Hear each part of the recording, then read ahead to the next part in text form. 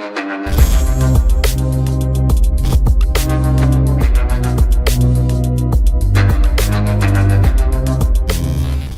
वालेकुम गाइस, कैसे हैं आप। उम्मीद करता हूं कि आप सब खैरियत से होंगे, खुश होंगे और हमारी दुआ है कि आप हमेशा खुश रहें, हंसते और मुस्कुराते रहें। मेरा नाम है रहमान अनवर और मेरा नाम है मोहम्मद सईद और मैं जफर इकबाल। और आज हम जिस वीडियो पर रिएक्ट करने जा रहे हैं, इस वीडियो का टाइटल है China most powerful rocket crash on earth, video goes viral. तो निकलनी तो नहीं थी ये वीडियो नहीं गिर गया क्योंकि चाइनीज माल है ना। देखते हैं भाई सबसे पहले वीडियो और बाद में देते रिव्यू। अगर वीडियो पसंद आए तो लाइक सब्सक्राइब जरूर कीजिएगा। तो चलो वीडियो करते हैं शुरू।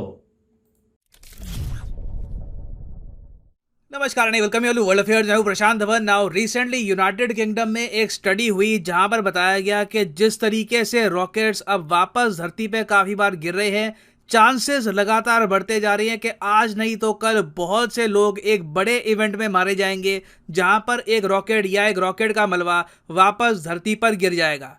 अब रिसेंटली आप अगर देखो तो एक बहुत ही शॉकिंग इंसिडेंट सामने आया जब चाइना का मोस्ट पावरफुल रॉकेट, इनका लॉन्ग मार्च 5B रॉकेट का बहुत सारा मलबा वापस धरती पर क्रैश कर गया। यहां पर आप देख पाओगे आर्टिकल है China's most powerful rocket to crash into earth on Sunday, और संडे आज है। ये रॉकेट क्रैश कर चुका है। फिलीपींस के पास एक टापू है, वहां पर ये रॉकेट क्रैश कर गया और यहां पे आप देख पाओगे ये विजुअल्स हैं। इस तरीके से लोगों को आसमान में दिख रहा था। ये चाइना का रॉकेट है, ये कोई मीटियोराइट नहीं है, ये चाइना का रॉकेट है जो जलते हुए वापस धरती पर क्रैश कर गया।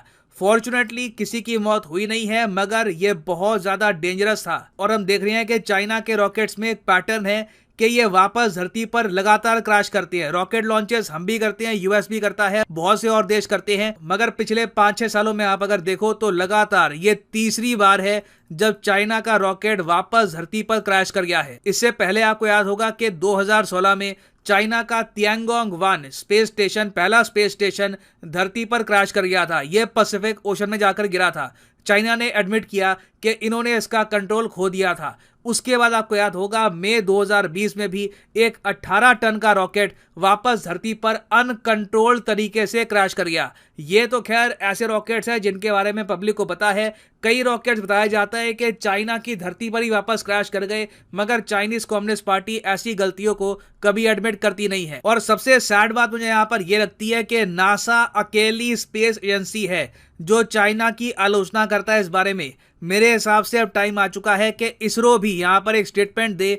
इसरो भी यहाँ पर कहे कि चाइना की जो प्रैक्टिसेस हैं ये बहुत डेंजरस है। क्योंकि देखो मेन प्रॉब्लम ये आती है, इन लोगों का रॉकेट जब कंट्रोल से बाहर चला जाता है उसके बाद भी ये लोग कुछ एक्शन नहीं लेते। ये लोग किसी कंट्री को बताते नहीं हैं, कुछ वार्निंग नहीं देते। और नासा ने यही बात बोली है कि आप लोग डेटा शेयर क्यों नहीं करते कि आपका रॉकेट आउट ऑफ कंट्रोल जा चुका है। ऑफ कोर्स हम सबको बताया चाइना ऐसा क्यों नहीं करता।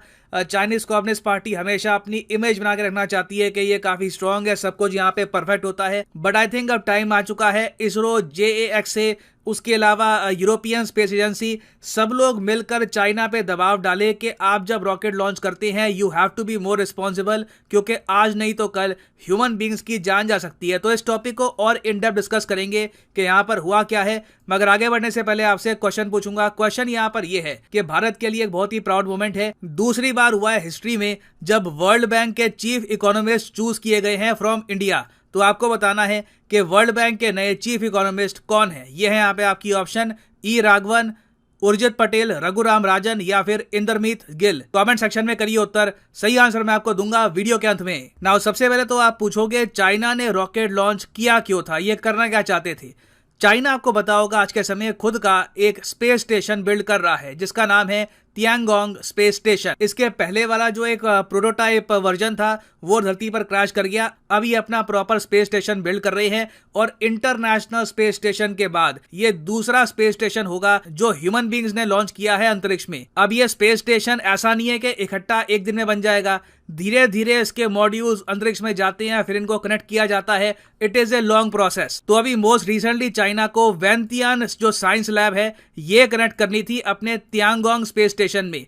तो इसको लॉन्च करने के लिए इन्होंने अपना सबसे भारी भरकम रॉकेट यहां पर यूज किया जो है लॉन्ग मार्च 9।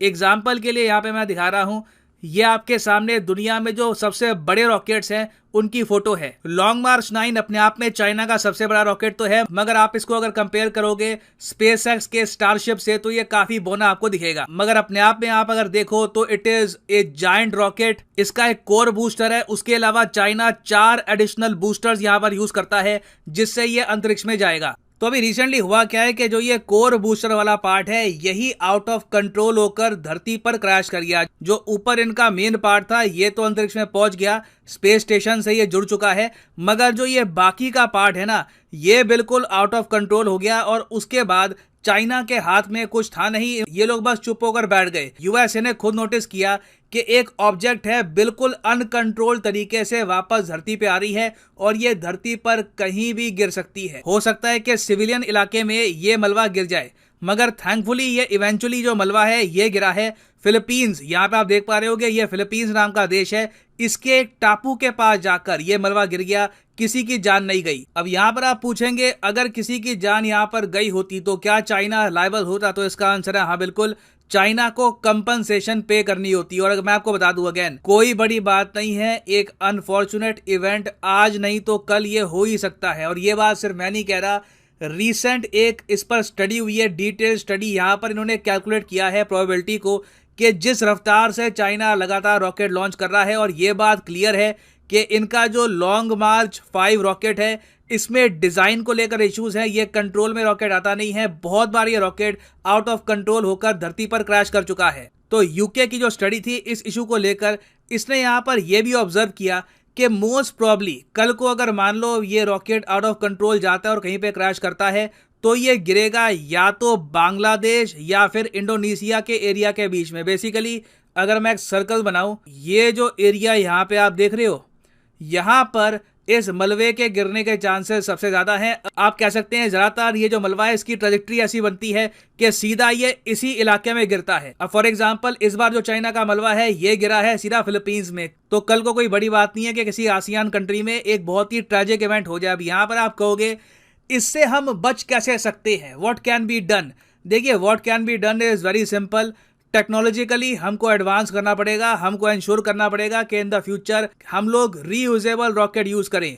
इलॉन मस्क की कंपनी स्पेसएक्स ने जो ये आइडिया सबसे पहले दुनिया के सामने रखा कि एक रॉकेट जरूरी नहीं है कि बिल्कुल आप डिस्कार्ड कर दो, जैसे ही रॉकेट का जो मेन लोड है ये अंतरिक्ष में चला गया उसके बाद ऐसा नहीं है कि बूस्टर्स को धरती पे गिरना ही है, हम बूस्टर्स को सेफली धरती पर लैंड करवा सकते हैं और उसको रीयूज कर सकते हैं। ये मैं कहूंगा सबसे सेफेस्ट तरीका है अंतरिक्ष में कोई भी चीज भेजने का। और फोकस यहाँ पर यही होना चाहिए इवेंचुअली कि सारे देश ही रीयूजेबल रॉकेट्स को प्रमोट करें। उस सब के अलावा वो देश जिनके रॉकेट्स बार बार धरती पर क्रैश कर रहे हैं, फॉर एग्जाम्पल चाइना, इनको क्रिटिसाइज करना इंपॉर्टेंट है। सिर्फ नासा अकेले क्रिटिसाइज करेगा तो ये काफी नहीं है, बाकी देशों को भी यहाँ पर क्रिटिसाइज करना होगा चाइना को, तभी चाइना पर भी एक अकाउंटेबिलिटी बनेगी कि देखिए दुनिया में हमारा नाम काफी खराब हो रहा है, हमको अपनी जो सेफ्टी प्रैक्टिसेस हैं ये इंप्रूव करनी होगी। ना वापस आते हैं अपने क्वेश्चन पे कि which Indian economist has been appointed as the chief economist of the world bank.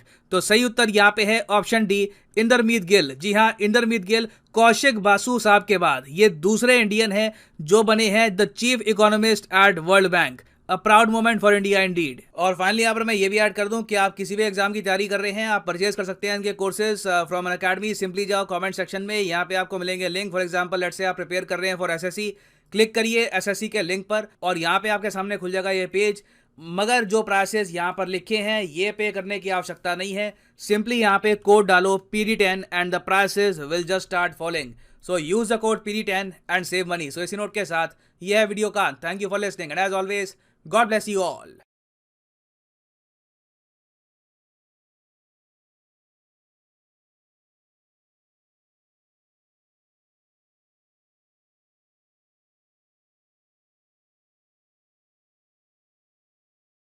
तो जैसा कि आप वीडियो देख रहे थे तो वीडियो पे ही आप देख लें कि चाइना का माल भाई चले तो चांद तक, ना चले तो शाम तक। ये तो भाई शाम तो गया है लेकिन नहीं, आधा ऊंचा रह गया। नहीं चांद तक गया, जो उधर उन्होंने हिस्सा पहुंचाना था वो तो चला गया। हाँ। वो सेट हो गया, लेकिन मलबा जो गिर गया था बीच में, पता नहीं क्या उसको हुआ है। लेकिन पाकिस्तान इससे महफूज है भाई, बहुत शुक्र है अल्लाह का। और आगे से भी ये कुछ वाकया होगा तो उधर ही गिरेगा, इंडोनेशिया ये या अच्छी नहीं बांग्लादेश पर। नहीं इंडोनेशिया और एक फिलीपीन बात की नहीं समझ लगती कि इन पर ये नहीं गिरता। नहीं बताया है कि वो कई बार गिरा है कि कई बार गिरा है। या तो शीपिंग के ऊपर गिरे ना जाकर। ठीक तो है नहीं, वो महफूज ऐसा ना हो एक दिन ये खुद ही कह दे कि भैया हमारी कोई चीज हमारे कंट्रोल में नहीं है, ये बच के जैसा कि वो बता रहे थे नहीं, प्रशांत बच के। इस रॉकेट के बारे में ना काफी दिन से मैंने न्यूज़ पढ़ी थी कि चाइना अपना खुद का उधर एक इंसानों वाला स्टेशन बना रहा है, लेकिन आज उसकी एक उधर चांद पर भी अमेरिका से लड़ाई कर रहा है कि ये हमारी जगह है। मैं चांद पर कब्जा कर रहा है, ये एक अजीबो गरीब इनकी बात है।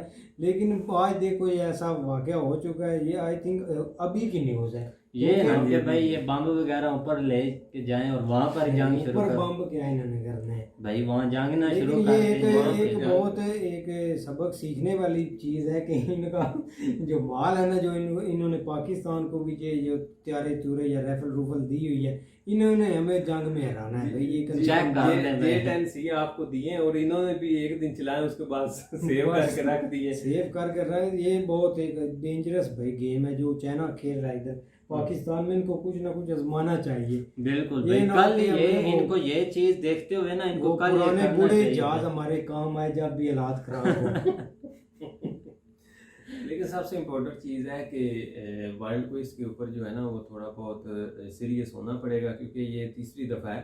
जिस तरह पहले 2016 में हुआ और फिर उसके बाद 2020 में हुआ, वो भी एक 18 टन का था, जो है ना इतना बड़ा रॉकेट था। तो वर्ल्ड को इसके ऊपर थोड़ा सा सख्ती करनी चाहिए, मिल मिला के कि इनके ऊपर प्रेशर करें या इनको जो है ना वो प्रेशराइज करें, क्योंकि आप जब डिस्कनेक्ट हुआ है जारी बात, उनको तो पता चल ही गया कि हमारा ये सिस्टम हो गया, तो क्यों ना उसको जो है ना वो टाइमली लोगों को उसके ऊपर जो है ना वो गाइड कर देते या बता देते, तो उसके बाद कोई ना कोई उसका हल निकल आता या लोग कॉन्शियस हो जाते। सब होता है तरीके, लेकिन वो कोई किसी को उनको परवाह ही नहीं इस चीज़ के ऊपर।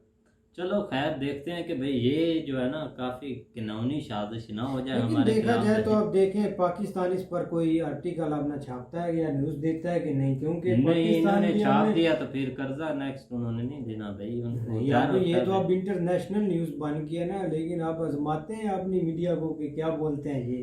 पता नहीं उन्होंने तो भाई वो नहीं कुछ ऐसी चीज़ बताते। खैर अब देखते हैं, आप भी भाई अपनी कमेंट में ज़रूर बताएं कि इंडिया की तरफ तो नहीं भाई आएगा। हमें तो अपनी देश की पड़ी हुई है, कोई पर ही रहा, क्यों हमारी जान लेनी है। चलो खैर भाई, किसी के ऊपर भी ना गिरे ये तो कोई अच्छी नहीं, बिल्कुल ऊपर आए या भाई, ना बिल्कुल आए। भाई, इस नहीं, चीज़ से चाइना बचें। पर गिरे, उनको कोई सबक भी आए ना कि भाई ऐसा काम नहीं करना चाहिए। चलो खैर उम्मीद करते हैं कि गाइस आपको वीडियो पसंद आएगी। अगर पसंद आए तो लाइक सब्सक्राइब जरूर कीजिएगा और कमेंट में हम नहीं रहेगा ज़रूर कीजिएगा। अल्लाह हाफिज़।